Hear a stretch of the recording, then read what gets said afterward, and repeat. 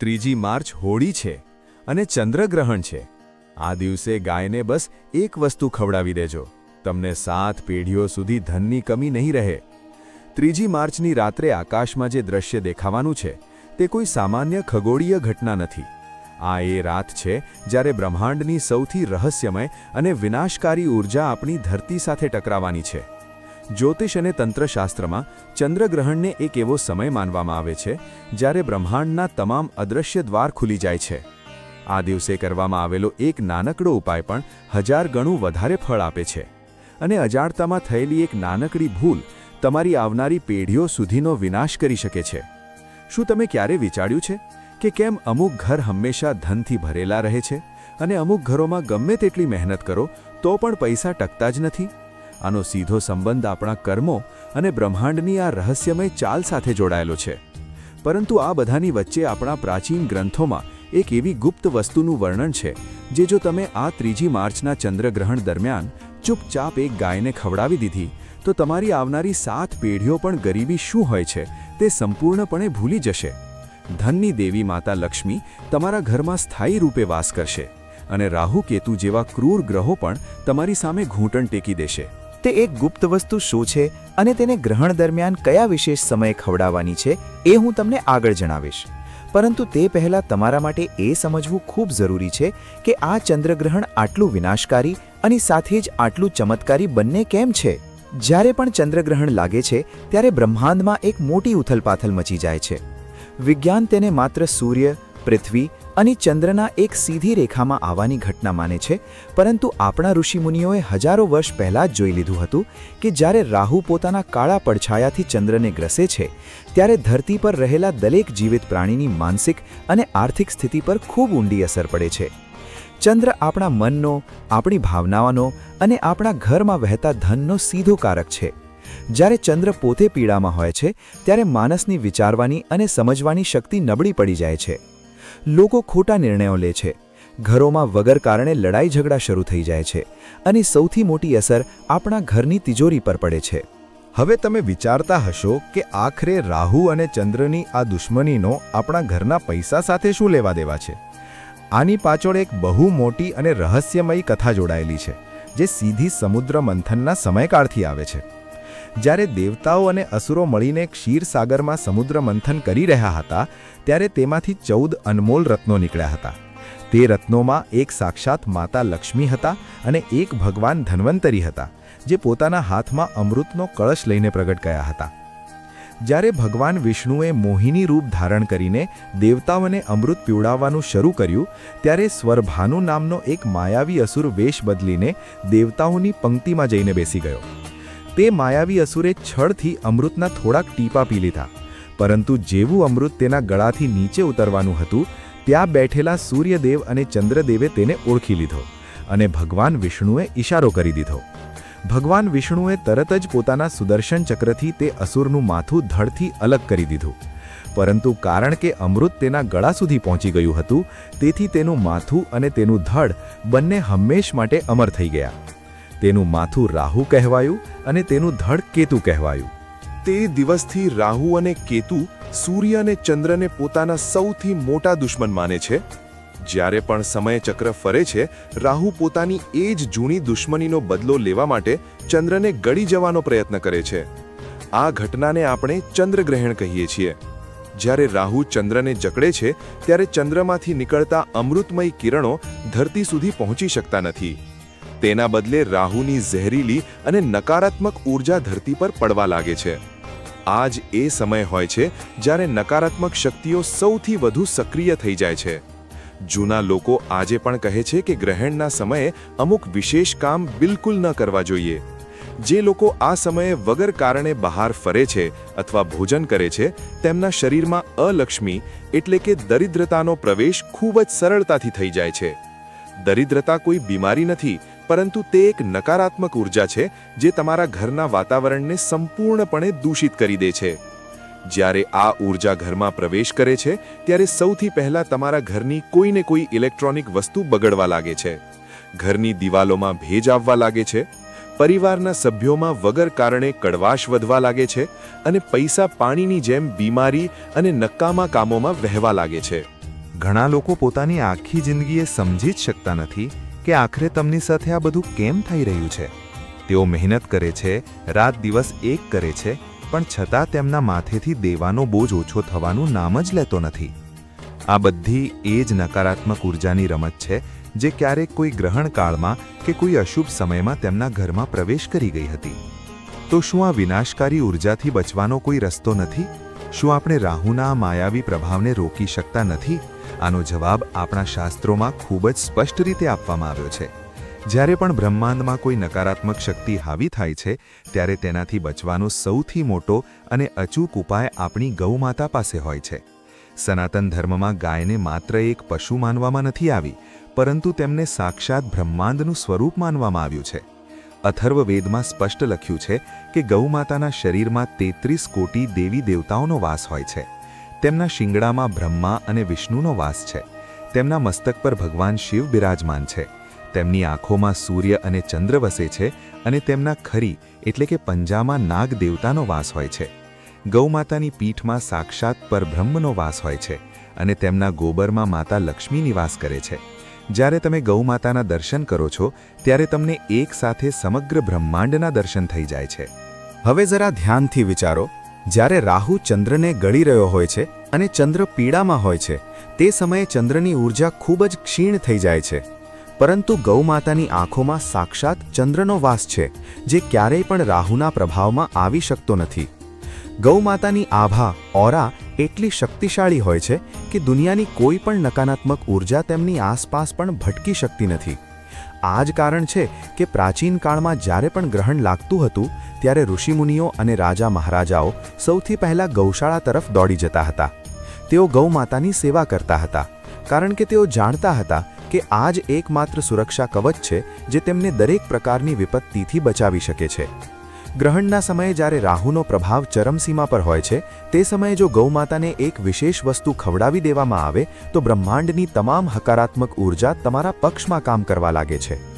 ગૌમાતાની અંદર રહેલા 33 કોટી દેવતાઓ તૃપ્ત થઈ જાય છે અને તમારા પરથી દરેક પ્રકારના ગ્રહદોષ, ભલે તે સાડાસાતી હોય, ઢૈયા હોય કે રાહુ કેતુની મહાદશા હોય, બધું જ શાંત થઈ જાય છે. હવે તમે જરૂર વિચારતા હશો કે આખરે તે કઈ ગુપ્ત વસ્તુ છે જેને આ 3 માર્ચના ચંદ્રગ્રહણના દિવસે ખવડાવવાની છે. આ કોઈ બહુ મોંઘી કે બજારમાં મળતી દુર્લભ જડીબુટ્ટી નથી. આ તમારા ઘરના રસોડામાં રહેલી કેટલીક અત્યંત સાધારણ પરંતુ ચમત્કારી વસ્તુઓનું એક વિશેષ મિશ્રણ છે, જેને ખાસ વિધિથી તૈયાર કરવાનું હોય છે. પરંતુ આ ઉપાય કરતા પહેલા એક બહુ મોટી અને કડક શરત છે, જેનું પાલન કરવું સૌથી વધુ જરૂરી છે. જો તમે આ શરત તોડી દીધી તો આ ઉપાય બિલકુલ કામ નહીં કરે. તે શરત એ છે કે તમારે આ ઉપાય બિલકુલ ચૂપચાપ કરવાનો છે. ચૂપચાપનો અર્થ છે કે જ્યારે તમે આ વિશેષ વસ્તુ બનાવી રહ્યા હો અને જ્યારે તમે તેને ગૌમાતાને ખવડાવવા જઈ રહ્યા હો, ત્યારે તમારે કોઈની પણ સાથે એક શબ્દ બોલવાનો નથી. કોઈ તમને પાછળથી અવાજ ના આપે, કોઈ તમને એવું ન પૂછે કે તમે શું કરી રહ્યા છો કે તમે ક્યાં જઈ રહ્યા છો. તમારે તમારા ઘરના સભ્યોને પહેલાથી જ કહી દેવાનું છે કે આ વિશિષ્ટ સમયે તેઓ તમને બિલકુલ ન ટોકે. તંત્રશાસ્ત્રમાં મૌનનું બહુ મોટું મહત્વ છે. જ્યારે આપણે મૌન હોઈએ છીએ ત્યારે આપણી પૂરી ઊર્જા આપણા ઈરાદા અને સંકલ્પમાં સમાઈ જાય છે. જો આપણે બોલીએ છીએ તો આપણી ઊર્જા શબ્દોના માધ્યમથી બહાર વિખેરાઈ જાય છે અને ઉપાયનો પ્રભાવ ઘણો ઓછો થઈ જાય છે. તેથી જ્યારે તમે આ ઉપાય કરો ત્યારે તમારું મૌન રહેવું એ સૌથી મોટી ચાવી છે. તો ચાલો હવે હું તમને તે ગુપ્ત વસ્તુ બનાવવાની પૂરી વિધિ જણાવું છું. તમારે ચંદ્રગ્રહણ શરૂ થાય તે પહેલાં જ, જ્યારે સૂતક કાળ ચાલતો હોય અથવા સૂતક લાગતા પહેલાંનો સમય હોય, ત્યારે તમારે તમારા ઘરના રસોડામાં જવાનું છે. રસોડામાં જતા પહેલાં તમારા હાથ પગ સારી રીતે ધોઈ લો અને મનમાં માતા લક્ષ્મી અને ગૌ માતાનું સ્મરણ કરો. હવે તમારે એક વાટકીમાં થોડો ઘઉંનો લોટ લેવાનો છે. ઘઉંને સૂર્યનું પ્રતીક માનવામાં આવે છે. સૂર્ય જ આ બ્રહ્માંડમાં ઊર્જા અને જીવનનો સૌથી મોટો સ્ત્રોત છે. ત્યારબાદ તમારે આ લોટમાં થોડો ગોળ ભેળવવાનો છે. ગોળ મંગળ અને સૂર્ય બંનેનું પ્રતિનિધિત્વ કરે છે, જે તમારા જીવનમાં સાહસ, શક્તિ અને જમીન જાયદાદ સાથે જોડાયેલા લાભ લાવે છે. ત્યારબાદ જે ત્રીજી અને સૌથી રહસ્યમય વસ્તુ તમારે આમાં ભેળવવાની છે તે છે કાળા તલ. કાળા તલ સીધી રીતે શનિદેવ અને રાહુ કેતુ સાથે જોડાયેલા હોય છે. ગ્રહણના સમયે રાહુના અશુભ પ્રભાવને શાંત કરવા માટે કાળા તલથી મોટું કોઈ અસ્ત્ર નથી. કાળા તલ તમારા પાછલા જન્મોના તે તમામ ખરાબ કર્મોને શોષી લે છે, જેના કારણે તમારા જીવનમાં આજે દરિદ્રતા અને મુશ્કેલીઓ આવી રહી છે. તમારે તે લોટ અને ગોળના મિશ્રણમાં એક મુઠ્ઠી કાળા તલ નાખવાના છે. હવે આમાં તમારે શુદ્ધ દેશી ઘી ભેળવવાનું છે. ઘી માતા લક્ષ્મી અને શુક્ર ગ્રહનું પ્રતીક છે, જે જીવનમાં ઐશ્વર્ય, વિલાસિતા અને સુખ સમૃદ્ધિ લાવે છે. હવે આ બધી વસ્તુઓને થોડું પાણી નાખીને ગૂંથી લો અને તેનો એક મોટો લુઓ પેંડો બનાવી લો. આ લુઓ કોઈ સામાન્ય લુઓ નથી. આ તમારા જીવનની તમામ સમસ્યાઓ, તમારા તમામ દેવા અને તમારી તમામ દરિદ્રતાનું એક પ્રતીક બની ચૂક્યું છે. હવે આવે છે સૌથી મહત્વની વાત. આ પેંડાની બરાબર વચ્ચે તમારે એક આખું લવિંગ છુપાવવાનું છે. લવિંગનું ફૂલ આખું હોવું જોઈએ, ક્યાંયથી પણ તૂટેલું ન હોવું જોઈએ. તંત્રશાસ્ત્રમાં લવિંગને કોઈ પણ ઊર્જાને બાંધવા કે લોક કરવા માટે વાપરવામાં આવે છે. જ્યારે તમે આ પેંડાની અંદર લવિંગને દબાવો છો, ત્યારે તમે હકીકતમાં તમારા ઘરની તમામ નકારાત્મક ઊર્જા, તમામ કષ્ટો અને રાહુની તમામ ખરાબ નજરને તે પેંડાની અંદર કેદ કરી રહ્યા હો છો. હવે તમારો આ ચમત્કારી પેંડો પૂરી રીતે તૈયાર છે. તેને એક સાફ પ્લેટમાં રાખી લો. જ્યારે ચંદ્રગ્રહણ પોતાની ચરમસીમા પર હોય અથવા જ્યારે ગ્રહણનો મોક્ષ થઈ રહ્યો હોય, એટલે કે ગ્રહણ ખતમ થઈ રહ્યું હોય, ત્યારે તમારે કોઈની પણ સાથે કશો જ બોલ્યા વગર ચૂપચાપ તમારા ઘરની બહાર નીકળવાનું છે. તમારે એવી ગૌમાતાને શોધવાની છે જે શાંત સ્વભાવની હોય. બની શકે તો કોઈ એવા રંગની ગાય પસંદ કરો જેનો રંગ સફેદ અને કાળો મિશ્રિત હોય, અથવા લાલ રંગની ગાય હોય. પરંતુ જો એવી ગાય ના મળે તો જે પણ ગૌમાતા તમને દેખાય, તમે તેમની પાસે જઈ શકો છો. ગૌમાતા પાસે જઈને તમારે સૌથી પહેલા તમારા મનમાં તેમને પ્રાર્થના કરવાની છે.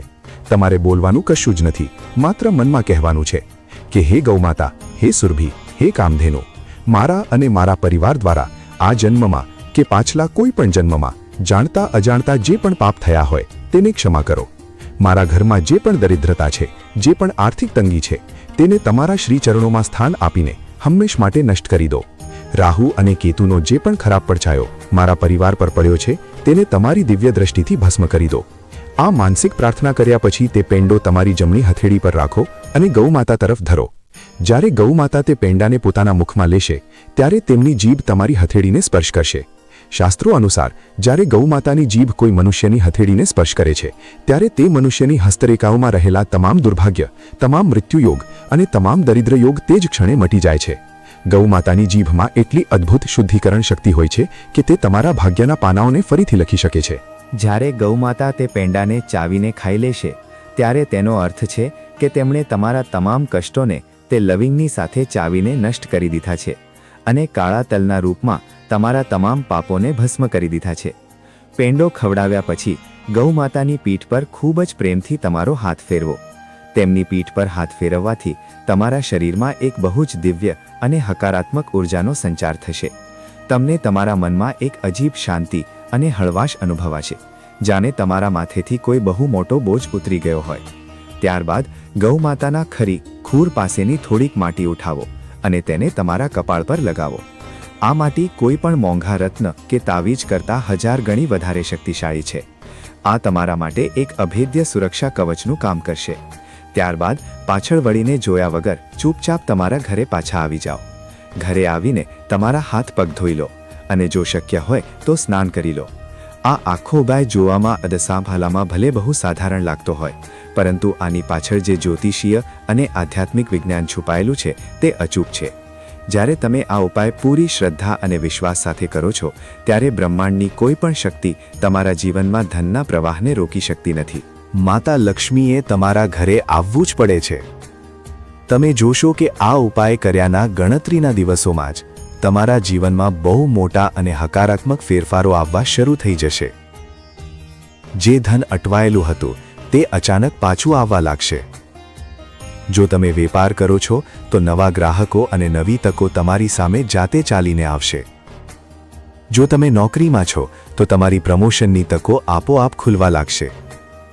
ઘરમાં જે વગર કારણે ઝઘડા થતા હતા તે બિલકુલ શાંત થઈ જશે અને પરિવારના તમામ સભ્યો વચ્ચે એક ગાઢ પ્રેમ અને તાલમેલ બની જશે.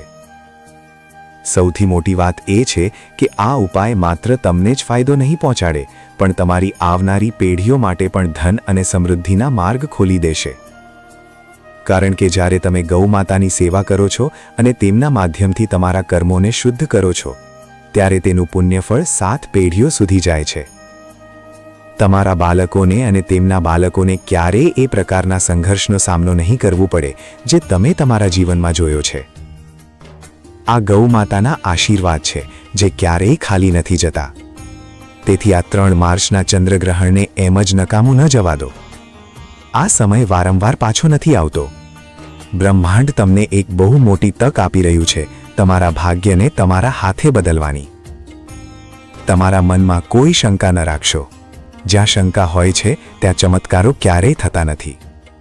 પૂરી નિષ્ઠા, પૂરા વિશ્વાસ અને પૂર્ણ સમર્પણ સાથે આ ગુપ્ત ઉપાય કરો.